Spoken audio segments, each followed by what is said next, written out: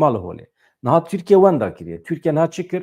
Pişta xwaze naziki ama naziki. Pişta xwe bi Rusya veke û dîsa berê xwe bide Amerîkayê siyaseta ku li hember Rusyayê bikaranî dixwaze dîsa bu Amerîka re bike. Yani xwe bavêje bervextê Amerîkiyan bibêje ya Trump tu çi bixwazî divê dünyayê de ez didim te. Girêgolanê qet ne mesele ez dengê xwe nakim. Tu Gaza, Filîstîn tu çi bixwazî qet ne mesele ez dengê xwe nakim bes tu vê Rojavayê Kurdistanê ya ji Rojavê derxe ya. Ya Kurd, Murd nikarin bibin xwedî dewlet. Ya ne kapasite wan heye û hem jî êmeş xwe êmene binêrin wê me ra li hev kirine yani. Bi me ra li hev kirine. Vana perçeyekî Tirkiye ne, vana perçeyekî dîroka me ne, çand û kültûra me wekî heve.